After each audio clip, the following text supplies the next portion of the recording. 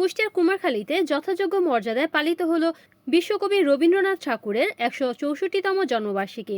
এই উপলক্ষে শনিবার বিকেলে শিলাইদা কুঠিবাড়ি প্রাঙ্গণে অনুষ্ঠিত হয় আলোচনা সভা ও সাংস্কৃতিক অনুষ্ঠান। অনুষ্ঠানে সভাপতিত্ব করেন কুমারখালী উপজেলা নির্বাহী অফিসার মিকাইল ইসলাম। উক্ত অনুষ্ঠানে প্রধান অতিথি হিসেবে উপস্থিত ছিলেন শিক্ষা মন্ত্রণালয়ের কারিগরি ও মাদ্রাসা শিক্ষা বিভাগের সচিব ডক্টর খ ম কবিরুল ইসলাম।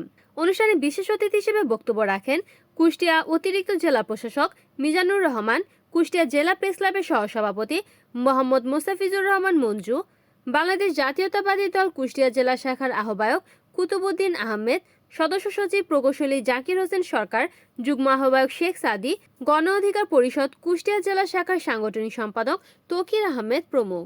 প্রথমত বলে নিই, রবীন্দ্রনাথ সম্পর্কে আমাদের রিকনসিলিয়েশন আসা অত্যন্ত জরুরি। কারণ রবীন্দ্রনাথ বাংলা ভাষা সাহিত্যের এখন পর্যন্ত শ্রেষ্ঠতম প্রতিভা, শ্রেষ্ঠতম যুগস্রষ্টা, শ্রেষ্ঠতম রচয়িতা। রবীন্দ্রনাথের আলোচনা বাদ দিয়ে বাংলা ভাষা ও সাহিত্যের আলোচনা কখনোই সম্ভব নয়। তাই আমাদের রবীন্দ্রনাথ প্রকৃতার্থে কি সেটা আলোচনাটা অত্যন্ত জরুরি করেছি। আজকে এই রবীন্দ্র এই জয়ন্তীতে অনেককে আজ এখানে আসার সুযোগ হচ্ছে না। তাদের উপলব্ধি করা উচিত যে আমাদের সীমা কোন পর্যন্ত থাকা উচিত এবং কোন পর্যন্ত থাকা উচিত না। আশা করি সমস্ত বন্দোবস্তের মাধ্যমে আমরা আগামী বছর একটি সম্মিলিত উদযাপন করব, যেখানে কোনো দলের কথা থাকবে না, যেখানে কোনো ধর্মের কথা থাকবে না, যেখানে কোনো বৈষম্যের কথা থাকবে না। প্রকৃত ব্যক্তিরা এখানে এসে এই আলোচনা, এই মঞ্চ আলোকিত করবে এবং মানুষকে বিমোহিত করবে। এটাই হোক আজকের অঙ্গীকার। উনি সবার সাথে বসে বসে উনি মত বিনিময় করেছেন। এই ৬-৭ মাসের মধ্যে এটা হয়েছে। মানুষের যদি ইচ্ছা থাকে, মানুষের যদি আকাঙ্ক্ষা থাকে, তাহলে এটা সম্ভব।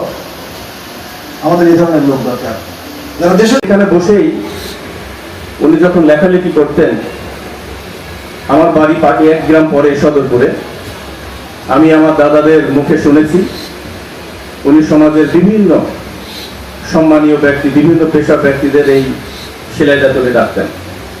সন্ধ্যার পরে উনি আসর জমাতেন। উনি বিভিন্ন লেখনীতে এলাকার বিভিন্ন মানুষের সহযোগিতা উনি নিতেন।